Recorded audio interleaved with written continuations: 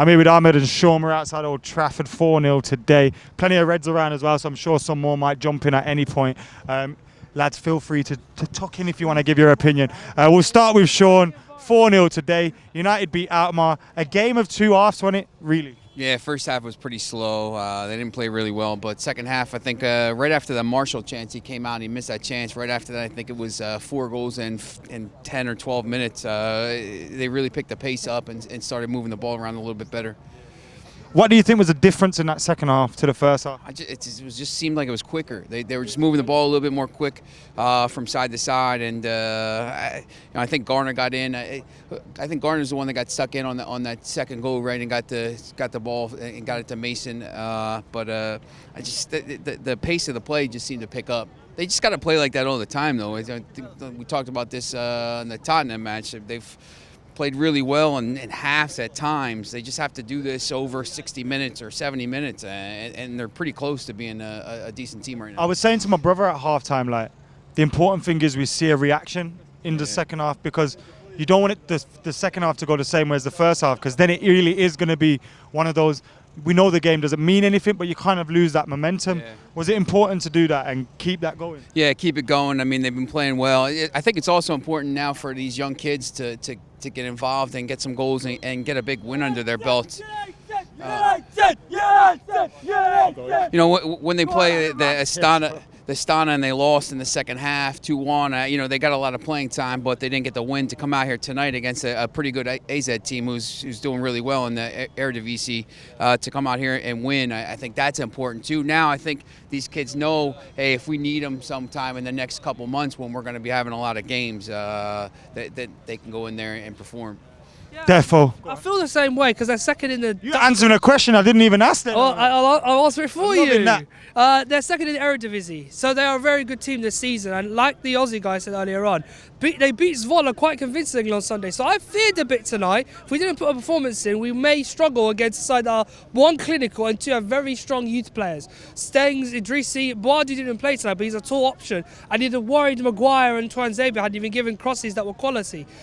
And other aspect, in terms of the game though, first half, yeah, shitty, didn't like it. Should have been better. Low block is something we struggle with this season, and that's what Alkmaar did. Remained compact, didn't allow us to get any space, to get shots in. It's clear to see the hairdryer was out again at half time. It worked. We got I think 4 goals in 13 minutes, to my recollection, and there was quality goals as well. Actually, scoring a goal is almost a nightmare. I don't know how that's happened. How has that worked? How's he scored a goal? It's not a nightmare when he makes it 1-0 though. I mean, it's not really, but at the same time, it feels like one. Mason Greenwood is I don't know, man. Is he really Robin van Persie? I don't think he's Mason Greenwood.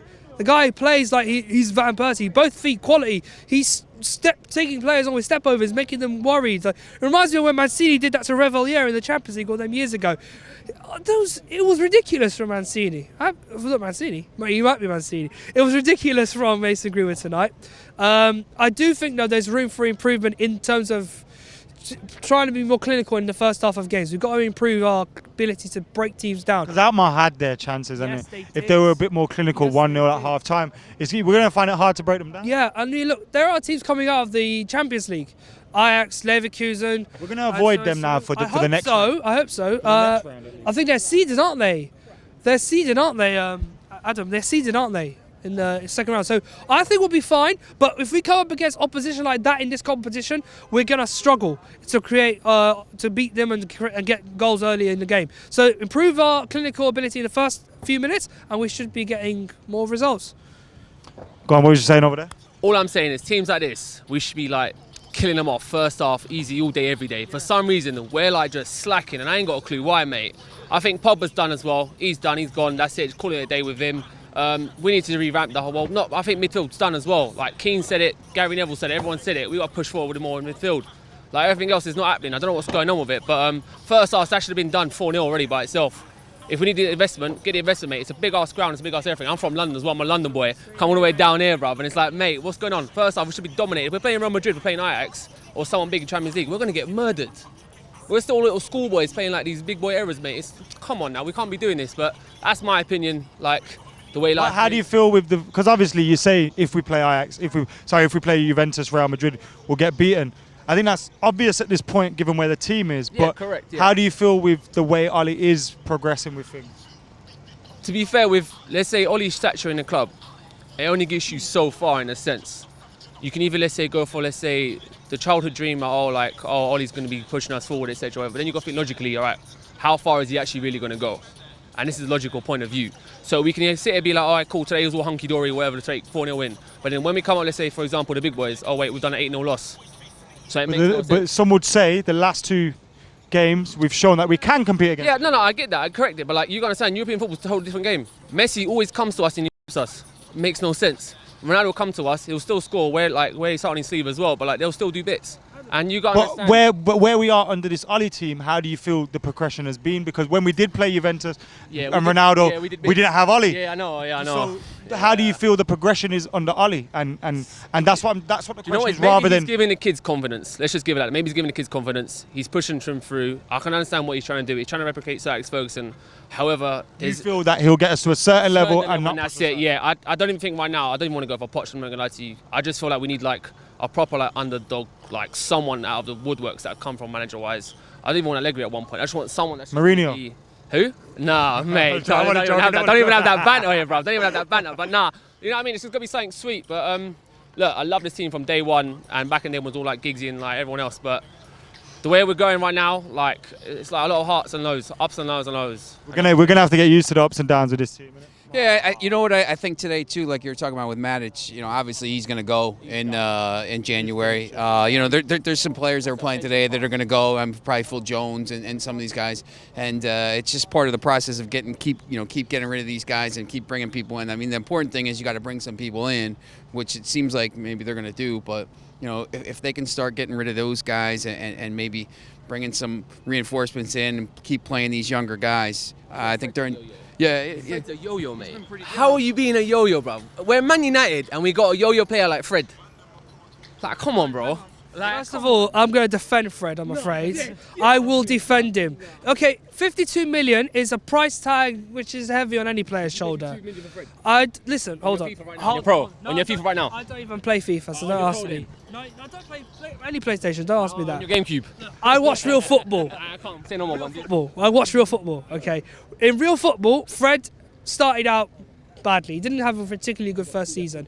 Because Mourinho throws him out of the team, he didn't give him a fair chance to show his express himself. At Shakhtar Donetsk, he was picking passes like it was nobody's business.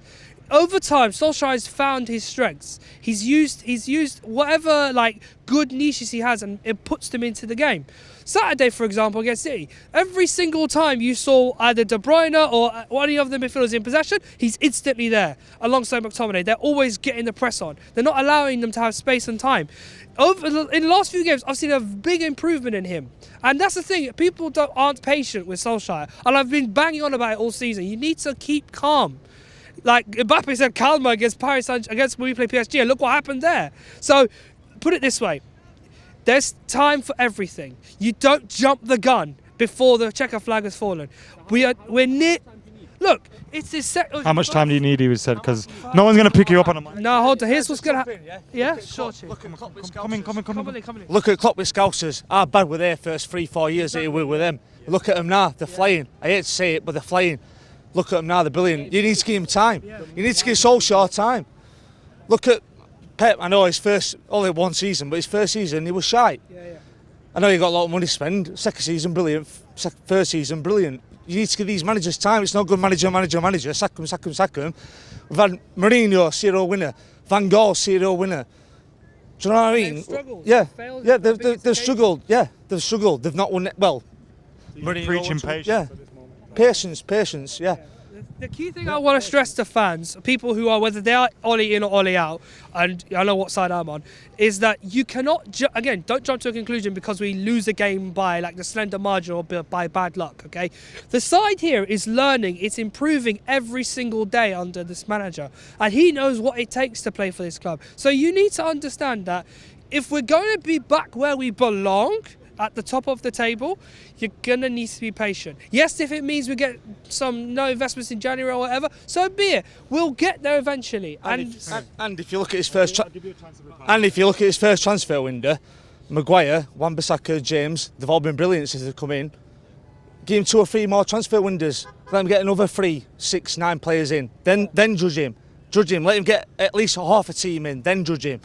His first 3 players he's signed have been brilliant, I think. Just one more. Maguire's been patchy at times.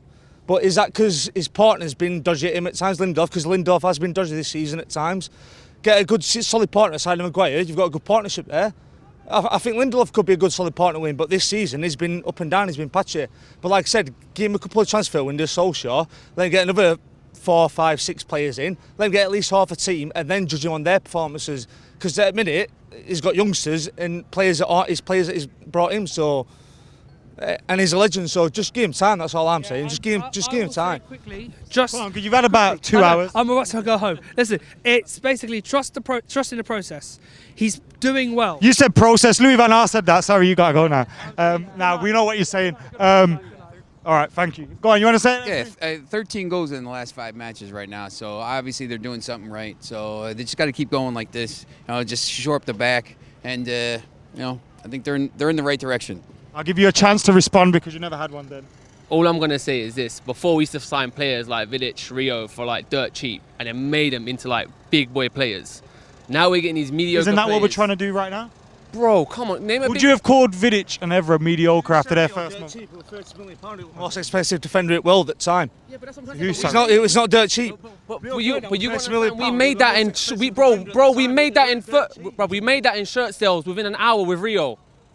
That's what I'm trying to say to you. With the investment in this club that we've got, money and power-wise, why are we not doing big boy moves? But do you not think the big boy moves that we have made have not worked, and that maybe Name me a the big way boy move that we've done this season. that hasn't worked? Yeah.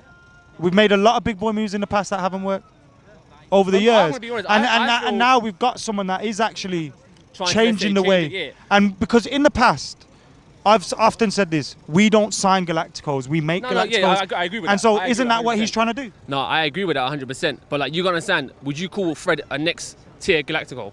No, but I don't think he has. He didn't sign it. No, I'm getting it. All right, fine. Would you call the next, say, for example, James the next Galactico? Would you see? No, him but becoming next there's Bale? something we can build on. Would you see him becoming next Bale? Let's be No. real. No. But when Bale was at Spurs playing at fullback and they didn't win a game with him in the starting lineup, you wouldn't have saw Bale becoming Bale. No, I get that. I agree. But the only one that let's say that I think has got mad potential right now is Wan-Bissaka. He's lit. He's doing bits. But that's just my opinion. And that's a right back. And even like you got top players saying, right, he's doing heart and soul for the team. So if you can do an investment like that, a smart investment, you can actually tell like it's got pedigree in it, and not doing, let's say, for example, shirt sales investments. Then for me, like it's just I don't want to be. I think what you're arguing, he's actually done. I genuinely think that. I genuinely. Yeah, listen, of course he's building a team. He's not trying to find Galacticos who were selling shirts and just one-off players who were 2 seasons. Yeah, would you think? All right, would you think Ronaldo was when we signed him? He was dog shit when we got him. He was diving all over the place. Look what his game. You got to invest in these young players, mate. Let's go. Well, go on, Ronaldo. Was he a superstar when we signed him? No, but he was doing tricks. He raped our team. Can do tricks. Anderson was doing tricks, mate. It was, yeah, but every Brazilian player for our team just plays dead. Anyone can do tricks. It's all about investing in that player and getting him to that next level. And if you can do that, the world's. Anyway, guys, thank you.